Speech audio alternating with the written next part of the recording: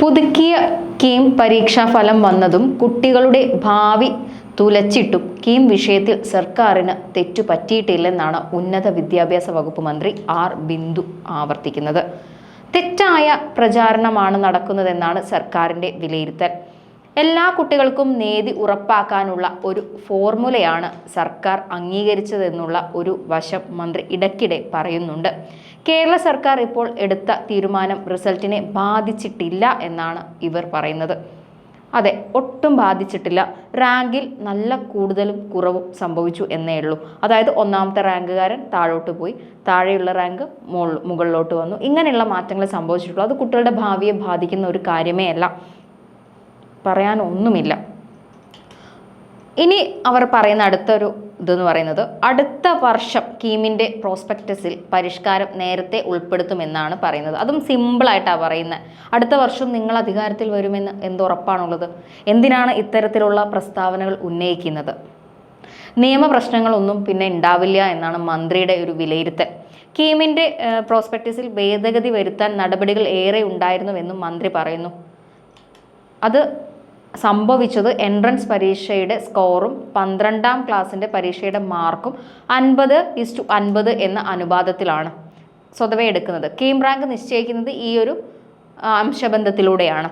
12ാം ക്ലാസ്സിലെ കണക്ക് physics, chemistry മാർക്കുകളുടെ 1:1:1 അനുപാതത്തിലായിരുന്നു എടുത്തിരുന്നത്. ഫെബ്രുവരിയിലെ പ്രോസ്പെക്ടസിൽ അറിയിച്ചിരുന്നതും 2011 മുതൽ പിന്തുടരുന്നതുമായ മാനദണ്ഡമായിരുന്നു ഈ പറഞ്ഞ 1:1:1 എന്ന് പറയുന്നത്.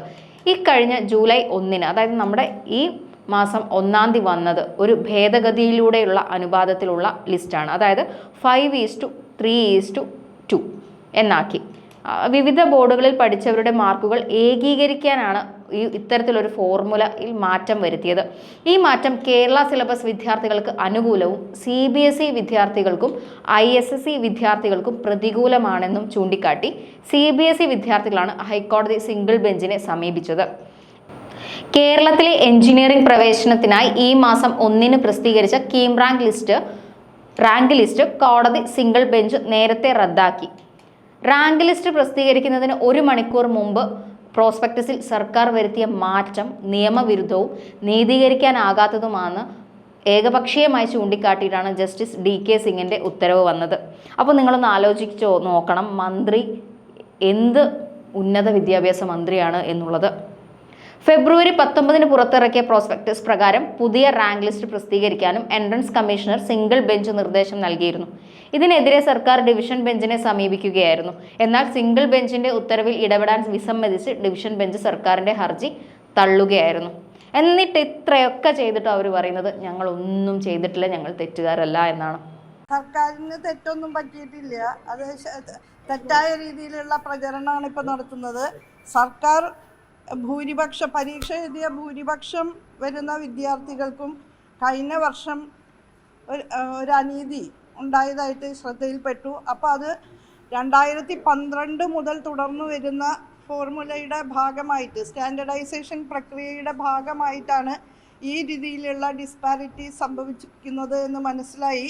അപ്പോൾ അതുകൊണ്ട് എല്ലാ കുട്ടികൾക്കും നീതിയും തുല്യതയും ഉറപ്പുവരുത്താൻ കഴിയുന്ന വിധത്തിലുള്ള ഒരു ഫോർമുലയാണ് സർക്കാർ അംഗീകരിച്ചത്. അതിനെ തുടർന്ന് അത് കോടതിയിൽ സിംഗിൾ ബെഞ്ച് അത് റദ്ദ് ചെയ്യുകയുണ്ടായി. അപ്പീൽ കൊടുത്തു. മേൽക്കോടതിയും സിംഗിൾ ബെഞ്ചിൻ്റെ വിധി ശരിവയ്ക്കുകയാണ് ഉണ്ടായത്. അപ്പോൾ തുടർന്ന് ഇനി AICTEയുടെ സമയക്രമം പാലിച്ച് അഡ്മിഷൻ നടത്തേണ്ടതുണ്ട് എന്നുള്ളത് കൊണ്ട് 2012 മുതൽ തുടർന്നു പോരുന്ന അതേ സ്റ്റാൻഡർഡൈസേഷൻ പ്രോസസ്സ് ഉപയോഗിച്ച് ലിസ്റ്റ് തയ്യാറാക്കി അത് പ്രസിദ്ധീകരിക്കുകയാണ് ചെയ്തത്. ഇതിൽ ഇപ്പോൾ സംസ്ഥാന ബോർഡിൻ്റെ കീഴിൽ പഠിച്ച കുട്ടികൾക്ക് പ്രയാസമുണ്ടായിട്ടുണ്ട്. അതിൻ്റെ കാരണം സംസ്ഥാന സർക്കാരിൻ്റെ തീരുമാനമാണ് എന്ന രീതിയിലുള്ള പ്രചരണം അടിസ്ഥാനരഹിതമാണ്. കാരണം സംസ്ഥാന സർക്കാർ എടുത്ത തീരുമാനം ഇപ്പോൾ ഇംപ്ലിമെൻ്റ് ചെയ്യാൻ സാധിച്ചില്ലല്ലോ.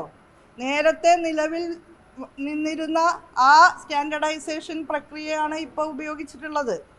സംസ്ഥാന ഗവൺമെൻറ് ഇപ്പോൾ ക്യാബിനറ്റ് കൂടി ആ തീരുമാനം എടുത്തിരുന്നില്ലെങ്കിൽ ആ ഫോർമുല തന്നെയാണല്ലോ അപ്ലിക്കബിൾ ആവുക. അപ്പോൾ അതുകൊണ്ട് കേരള ഗവൺമെൻറ് ഇപ്പോൾ എടുത്ത ഒരു തീരുമാനം കീം റിസൾട്ടിനെ ഇപ്പോൾ ബാധിച്ചിട്ടേ ഇല്ല. കാരണം അത് നൾ ആൻഡ് വോയിഡായ പോലെ ആയല്ലോ. അത് കോടതി പറ്റില്ല എന്ന് പറഞ്ഞതോടുകൂടി വീണ്ടും നമുക്ക് പഴയ പ്രോസസ്സിലേക്ക് തിരിച്ചു പോയിട്ടാണ് ഇപ്പോൾ ലിസ്റ്റ് വന്നത്. ഇപ്പോൾ കുട്ടികൾ പുറന്തള്ളപ്പെട്ടു എന്നൊക്കെ പറയുന്നുണ്ടെങ്കിൽ അതിൽ അനീതിയുണ്ട് എന്ന് ഇപ്പോൾ പ്രകടമായിട്ടുണ്ടല്ലോ.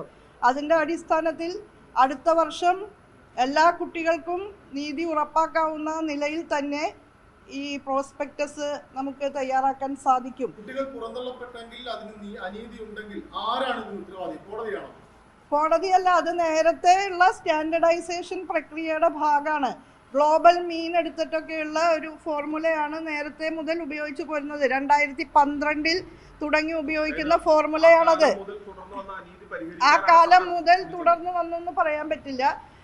എന്തായാലും ആ അനീതി പരിഹരിക്കാനാണ് സർക്കാർ ശ്രമിച്ചത്. ഒരു സമിതിയെ വെക്കുന്നു, ആ സമിതി 4 ശുപാർശകൾ തരുന്നു. ആ 4 ശുപാർശകളിൽ ഏതോ ഒന്ന് വേറെ ഏതോ ഒരു തരത്തിൽ വെക്കുന്നു, കോടതിയിൽ എൻട്രൻസ് കമ്മീഷണർ അടക്കം മുന്നോട്ട് വച്ചിട്ടുള്ള നിർദ്ദേശം സംസ്ഥാന സർക്കാരിനെ പരിഗണിക്കാതിരിക്കാൻ സാധ്യമാവില്ല. പ്രത്യേകിച്ച് അത് ഭൂരിപക്ഷം നിൽക്കുന്ന കുട്ടികൾക്ക് നീതി ഉറപ്പാക്കാനുള്ള ഒരു കാര്യമാണ് എന്നുള്ളത് കൊണ്ട് തന്നെ.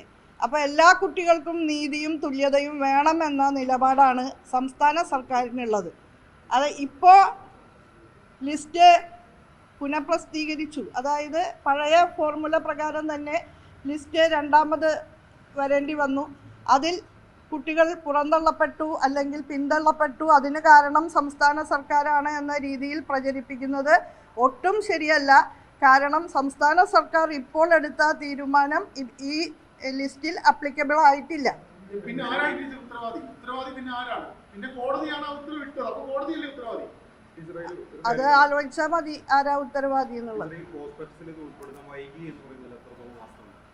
അതൊക്കെ അതിൻ്റെ നടപടിക്രമങ്ങൾ വേണമല്ലോ. ഒരു ഗവൺമെൻറ്റിന് ഏറ്റവും പെട്ടെന്ന് ഒറ്റയ്ക്ക് തീരുമാനമെടുത്ത് ഇംപ്ലിമെൻ്റ് ചെയ്യാവുന്ന കാര്യമല്ലല്ലോ ഇത്. അപ്പോൾ അതുകൊണ്ട് തന്നെ ആ നടപടിക്രമങ്ങളിലൂടെയൊക്കെ പോകേണ്ടി വന്നിട്ടുണ്ട്. ഞാൻ കൂടുതൽ വിശദാംശങ്ങൾ ഇതിനെപ്പറ്റി ഇനി പറയുന്നില്ല. കാരണം പറയുന്ന ഓരോ വാക്കും എടുത്ത് വളച്ചൊടിച്ചുകൊണ്ടിരിക്കുകയാണ്. ഇത് ഭൂരിപക്ഷം വരുന്ന കുട്ടികൾക്ക് നീതി ഉറപ്പാക്കാനുള്ള ഈ സർക്കാരിൻ്റെ വളരെ പ്രതിജ്ഞാബദ്ധതയോടുകൂടി തന്നെയുള്ള നിലപാടിൻ്റെ ഭാഗമാണ്. അടുത്ത വർഷം അത് കൃത്യമായ നിലയിൽ ഒരു കോടതിക്കും വാഷ് ചെയ്യാൻ പറ്റാത്ത നിലയിൽ നമുക്ക് കൈകാര്യം ചെയ്യാൻ ശ്രമിക്കണം. അതാണ് ഉദ്ദേശം.